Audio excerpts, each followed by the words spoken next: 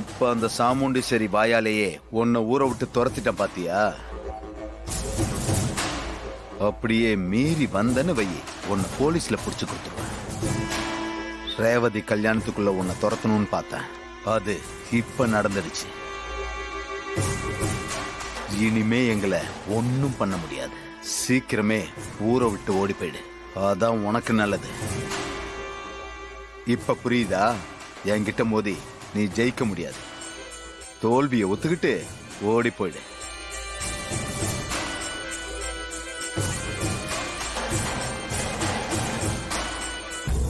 மாமா இப்படி பண்ணுவாரு நான் நினைக்கவே இல்லை. ஏன்பா நீ யாருன்னு சொல்ல விடாம எதுக்கு பார்த்தடுத்த? நீ யாருன்னு சொல்லியிருந்தா இந்த பழி உன் விழுந்திருக்காதுலப்பா. விடுங்க, இந்த பழியில இருந்து வெளியே வர்றது எப்படின்னு எனக்கு தெரியும். நீங்க கிளம்புங்க.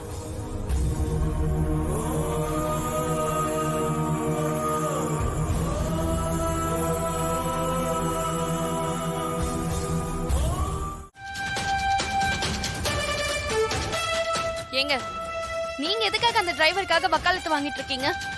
அவன் தப்பு செஞ்சிருக்கான்னு பஞ்சாயத்துலயே முடிவாயிடுச்சுல்ல. இனிமே அவனுக்காக பேசிட்டு இருக்காதீங்க.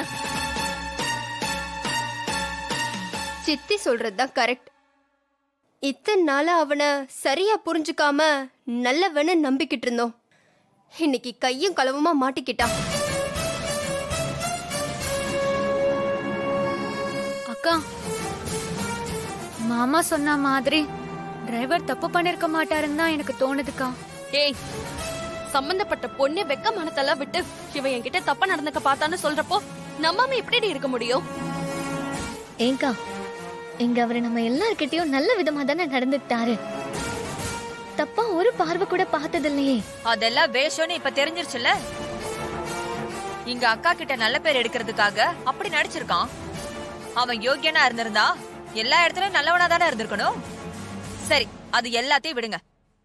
மாமாவே அவனுக்கு எதிரா சாட்சி சொன்ன பிறகு நாம எப்படி நம்பாம இருக்க முடியும்?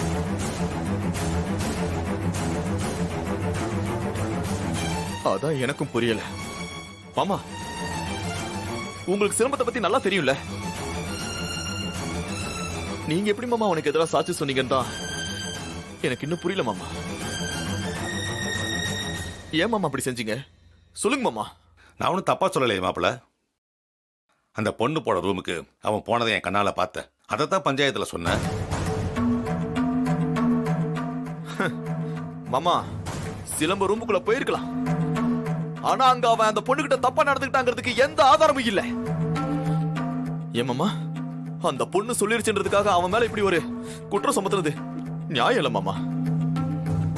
இதை பாருங்க மாப்பிள்ள, அவனும் ஒண்ணு பெருசா நம்பிக்கைக்குரியவன் இல்ல. நிச்சயதார்த்தப்போ டிரைவர் தான் தன்னை தாக்கணும்னு மாப்பிள்ள சொன்னார்ல, அந்த குற்றச்சாட்டு இன்னும் அப்படியே தான் இருக்கு. அது தப்புன்னு அவனால நிரூபிக்க முடியல. அதுவும் இல்லாம அந்த சிவநாட்டி கூட அவன் பேசிட்டு தாங்கிறத சந்திரா வீடியோ ஆதாரத்தோட காட்டினான். ஏன் பேசுறான்னு சொல்லாம சந்தர்ப்பம் வருமோ சொல்றேன்னு சொல்லிட்டான். இப்படி அவன் மேலேயும் நிறைய சந்தேகம் இருக்கு மாப்ள. அவனையும் முழுசா நம்ப முடியல. மாமா, இல்ல மாமா, என்ன இருந்தாலும் போதும். எல்லாரும் பேசுறத கொஞ்சம் நிறுத்துறீங்களா? நடந்தது நடந்து போச்சு. இனிமே அத பத்தி பேசுறதுல எந்த பிரயோஜனமும் இல்ல. அந்த டிரைவர் சாப்டர் முடிஞ்சிருச்சு. கல்யாணம் நெருங்கிக்கிட்டு இருக்கு. இனிமே நம்ம கல்யாண வேலையை பாப்போம். இதையே பேசிக்கிட்டு இருக்க வேண்டாம். அவங்க அவங்க அவங்க வேலையை பாருங்க, போங்க. ஆமா மாமா, நீங்க உங்க அப்பா அம்மா கூட சேரணும். உங்க கையால கோவில் கும்பாபிஷேகம் நடக்கணும். நம்ம ரெண்டு குடும்பமும் ஒண்ணு சேரணும் தான் அவன் எங்க டிரைவரா வந்து வேலை செஞ்சுக்கிட்டு இருந்தான். கடவுளே, தப்பு பண்ணிட்டேனே மாப்ள. இந்த தங்கச்சி பையனை நானே வீட்டை விட்டு வெளியே அனுப்பிட்டேனே. சின்ன பையனா இருந்தாலும் எங்க குடும்பம் ஒண்ணு சேரணுங்கிறதுக்காக இங்க வந்து எவ்வளவு கஷ்டப்பட்டிருக்கா. அதையெல்லாம் புரிஞ்சிக்காம அவன் மேல நான் பழிய போட்டு மடத்தனமா வீட்டை விட்டு அனுப்பிட்டேனே. மாமா, அவன் சாதாரண ஆள் இல்ல மாமா. சென்னையில பெரிய கோடீஸ்வரன், பெரிய பிசினஸ்மேன் மாமா.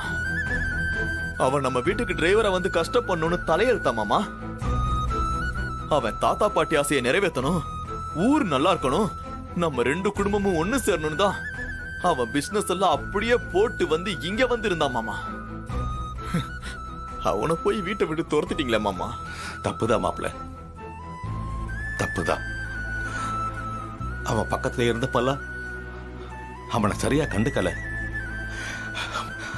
ஆனா அவன் என் தங்கச்சி பையனை தெரிஞ்சிருந்தா அவனை உள்ள கையில வச்சு தாங்கியிருப்பான் மாப்பிள.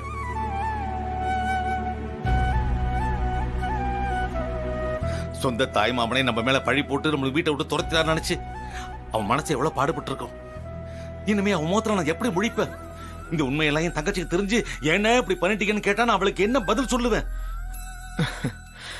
ஆனா மாமா, வாழ்க்கை முழுக்க தப்பு தப்பாவே முடிவு எடுத்துட்டு அதை நினைச்சு பின்னாடி வருத்தப்படுறதே உங்களுக்கு வேலையா போச்சு.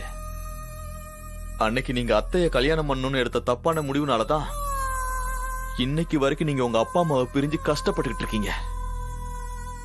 அதே மாதிரி இன்னைக்கு உங்க சொந்த மருமகனை வீட்டை விட்டு வெளியே அனுப்ப காரணமாகிட்டோமோன்னு திரும்பவும் வருத்தப்பட்டு இருக்கீங்க. மாப்பிள அதெல்லாம் இருக்கட்டும். நான் முதல்ல என் தங்கச்சி பையனை பார்க்கணும், அவகிட்ட மன்னிப்பு கேட்கணும், அவனை மறுபடியும் இந்த வீட்டுக்குள்ள கூட்டிட்டு வரணும். அப்பதான் நான் பண்ண தப்புக்கெல்லாம் பெரிய பிராயச்சித்தமா இருக்கும். அவன் எங்க இருக்கான் சொல்லுங்க மாப்பிள. வாங்க மாமா, கூட்டிட்டு போறேன்.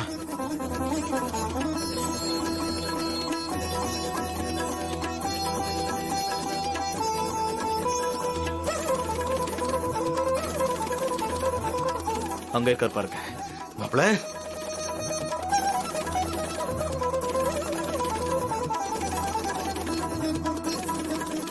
மாப்பிள